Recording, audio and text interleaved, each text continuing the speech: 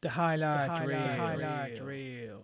Lilico is her name and she is a supermodel.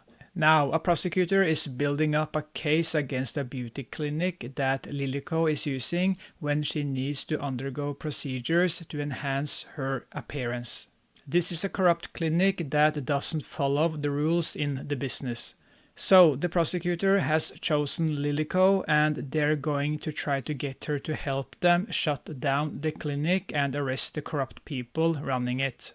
Lilico is starring in a movie and she's not happy that she has to share the spotlight with another actress. Hada is the assistant's name and she is Lilico's dog. When her master barks, she runs. And if the water is cold, this happens. She forgot to open her mouth, so that was a waste of water. Lilico's boyfriend shows up to get some, and Lilico's people have to wait for him to finish, and that doesn't take long. Lilico is only thinking about Lilico and her needs.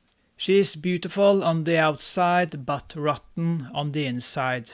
And I'm fine with that. As long as a woman is beautiful to look at, she can be the devil, I don't care. Hada is cooking dinner for herself and her lazy boyfriend. While they are eating, Lilico is still at work or in bed with a movie producer whom she can use for her next movie so that she will get a lot of screen time. Lilico will do anything to steal and keep the spotlight on herself. Oh yeah, Lilico, you are a bad, bad woman, and you need to be punished. Ooh. She calls her agent and tells her that she slept with the producer and her agent is satisfied. So this agent is perfect for Lilico. What did I call Lilico? Lilico? I'm going to call her Lilico. Lilico is admiring herself in the mirror and discovers some dark spots on her skin. She screams out loud. The agent tells the stylist it's from plastic surgeries and that Lilico is wearing out because of all the plastic surgeries she has done on her body. She then gives the man her diamond ring and tells him to always stay with Lilico. Lilico visits the doctor at the beauty clinic and they are going to operate on her again. Then a crazy woman screams and yells and she has a lot of dark spots on her face. The doctor's assistant tells the doctor that the woman hasn't paid her bills and the doctor is angry. I don't think she will help the poor rotting woman. The doctor gives the agent some strong drugs she can use on Lilico. Back to the prosecutor where we learn that the doctor we just met is illegally obtaining organs, skin, bone and muscle and transplanting them for cosmetic surgery. Patients need suppressant drugs for the rest of their lives. If they can't pay for them anymore, they suffer severe side effects. Lilico is enjoying her time in the spotlight and she enjoys watching her work at home. Lilico looks at her dark spot in the mirror and she is starting to lose it. She goes on and on about how her time is running out and that one day everyone will forget about her. She then starts making out with her not so attractive assistant. She then orders the assistant to wash her like a dog would wash its owner. Oh yeah, Lilico, oh yeah. You know what I mean, right? But Lilico looks bored. The agent gets a visitor and that ugly girl is the sister of Lilico. She broke my damn eyeglasses.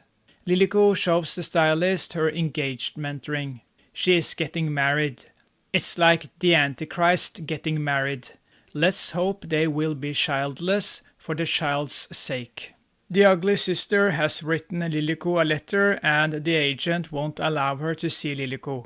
I understand that because she should be kept locked inside a cage. She's one ugly fish.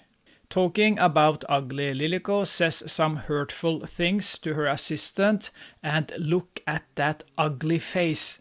I don't have any more eyeglasses left. You see, Someone has leaked to the press that Lilico and her boyfriend are engaged, and the agent scolds the assistant while Lilico is enjoying every second. She knows that the assistant leaked the engagement to the news. That was the assistant's revenge after Lilico treated her badly. The assistant brings the ugly sister to meet Lilico. Lilico is talking about quitting the business, and she also tells her ugly sister that she needs to do something with the way she looks. I don't think there's much hope for that girl. Just throw her in the garbage disposer. Lilico has been sending her money every month, but the ugly sister hasn't seen a dime. Time for surgery, and Lilico is fixing her beautiful face. But this is going to hurt since she's wide awake during the procedure. But beauty is pain. Lilico asks the agent about the monthly payment she has been sending her ugly sister, and the agent tells her that she has sent it every month. She is lying. The agent then admits that she hasn't sent Lilico's ugly sister all of the money she promised because Lilico spends a lot of money on herself. Then a new girl introduces herself, and she is also a model but looks pretty stupid in her outfit. Her name is Kozue. Lilico is upset because she has gotten a nemesis in the business and she has to work with her from day one. And she already steals the spotlight from Lilico. She's on the front cover of every magazine, and Lilico is in big trouble. What will she do to keep the spotlight on her? Lilico is upset because of Kozue, who is stealing her spotlight. Is she going to jump? She starts crying and she wants to quit. She feels sorry for herself, and the best thing she can do is to jump. But the agent calms her down and gives her a vitamin shot. But Lilico's life takes a downward spiral. The prosecutor is talking to the agent, and he discovers that Lilico is a replicant of the agent. He interviews the people around Lilico, but I'm not going to spend time on those scenes. But we know that something has happened to Lilico. Lilico discovers in a magazine that her fiancé is dating a new woman and he's going to get engaged. She is a politician's daughter, and he is after the status of being married to a politician's daughter. So he can't marry someone like Lilico. He wants Lilico to come on his honeymoon so that he can spend time with her and not his new wife. Oh, poor new wife. This is getting sick. I like it. Lilico is at the assistant's place and she starts flirting with the assistant's boyfriend. And it ends up with Lilico having sex with him in front of the assistant. The assistant is such a loser in life. But the most important thing is that her boyfriend enjoys every second of Lilico. You lucky man. Oh yeah. The next day, Lilico calls the assistant's boyfriend and tells him that she wants to meet him tonight. When she hangs up, we see that she has handcuffed the assistant and she's lying in Lilico's bed. What a lucky woman. I also tend to be a bad man, Lilico. Oh yeah. Lilico tells her to stop saying that she will quit her job. Lilico is a twisted woman, but she is hot. And it seems like the assistant enjoys being her slave dog. The politician's daughter is out walking her dog when a person throws acid in her face. It turns out that it was the assistant's boyfriend, and Lilico was the mastermind behind the attack. She is so satisfied, and she celebrates it by making the couple spend some quality time in front of her after giving them some drugs. Lilico has found her some useful slaves she can use whenever she wants to. Another woman who used the beauty clinic is dead, and the prosecutor has had enough. The stylist sees that Lilico has some new dark spots on her neck, and he talks to the agent. He tells her that her skin is destroyed, so this may be the end of her career. Lilico spends some quality time with her ex-boyfriend, and she is looking smoking hot. She asks him about his fiancée, but he tells her that the only woman he Loves. is Liliko. The doctor won't speak with the prosecutor, and he finds out that her clients are mostly children of businessmen and politicians. So she is protected by corrupt people, but his trump card is Liliko, and now he wants to meet her. The prosecutor walks up to Liliko, who is working, but it's her break. He gives her his business card and asks her to be a witness in court to testify against the beauty clinic she uses. He calls her by her real name, and she is in shock when he knows about her past and where she is from. He knows everything about her and also knows who was behind the attack on the politician's daughter because he has a witness and the registration number of the van that the assistant and her boyfriend used during the attack. He gives her some evidence he has gathered against the beauty clinic, and she goes through the evidence. She is losing her mind again and needs to take some medicine that will calm her down. She's living in a nightmare, and her nemesis is stealing her spotlight and jobs. She tells the assistant to destroy the nemesis' face, and we know that the assistant will try to do it. Liliko is working and taking her medicine when she sees a beautiful butterfly. Her nemesis is at an amusement park, and Liliko is trying to stay calm but is spacing out. They are celebrating Liliko's birthday, and the assistant is following the nemesis of Liliko. But now Liliko is losing her mind again, and a lot of butterflies start terrorizing her. She falls to the floor. The assistant stands face to face with Liliko's nemesis, and she has a tapestry knife in her hand that she's going to use to cut up the nemesis' face. The nemesis tells the assistant to cut her because she doesn't care, while at the same time Liliko is screaming because she sees a little man, the same little man from Twin Peaks. He is one scary little man. The nemesis talks to the assistant and tells her that other models will follow after her and Liliko, so this business is not going away. Then she ignores the assistant while Liliko is laying on the floor seeing a lot of butterflies. Where is Mike Tyson? He knocked out poor Liliko. Liliko wakes up in her bed and has a massive headache. Her agent tells her to take some time off, and Liliko slaps her assistant because she didn't do what she was told when she didn't cut her nemesis in the face. She then runs out and she's going to pop some pills in the rain, but she can't control her hands or herself. So now she looks like a hot drug abuser, wet and crazy. Oh yeah.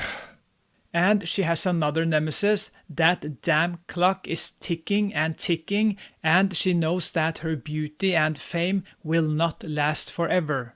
She will never be able to stop time. She's also losing her hair, and again she screams out loud.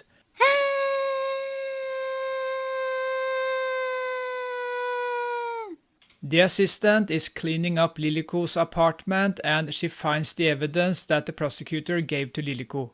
The assistant then mails some letters, so that must be some of the evidence against the beauty clinic, I guess. Liliko's doorbell rings and the press is standing outside. They ask her if she has anything to say about her cosmetic surgeries. The assistant was mailing the evidence to the press. But did she do it out of hate, or did she do it out of love? Liliko does not answer their questions, and her fans are turning their backs on her since she is considered fake. Liliko is drowning and losing her mind in a bathtub filled with vitamin pills. We see that Liliko's once fine body is rotting, but she still looks mighty fine. Oh yeah. I can also accept a rotting Liliko. Oh yeah. Be my bride, you hot, rotting woman. The prosecutor's boss is angry, and the prosecutor takes full responsibility for the leak to the press. He gets suspended because he has been a bad boy. So he should go to Liliko since she loves bad boys. He tells his assistant that he has played his trump card and that he regrets it. Lilico is looking mighty fine, and she's going to hold a press conference. It's the agent's lawyer who has written the script she's going to read from, so it's not her own words that will come out of her mouth. The agent is losing her models and Lilico is the reason for that. The stylist is covering up Lilico's beautiful body and she has a headache again. It's time to meet the press. Lilico doesn't say a word. Then she stands up and she has a knife in her hand. She takes the knife and stabs herself in the eye. She falls down on the floor and the question is if she is alive or not. This woman will do anything to be remembered. The rumor spreads. Is Lilico dead? Is she a ghost? Will putting her picture on your cell phone make your eyes get bigger? What is this strange place with the pills and the butterflies? Is this Lilico's new home? What is going on? This woman will do anything to stay relevant. But the most important thing is that they are again talking about Lilico. She sort of won. The prosecutor and his assistant are on their way to a hearing and they meet an ugly woman on the street. It's Lilico's ugly sister. She looks like hell.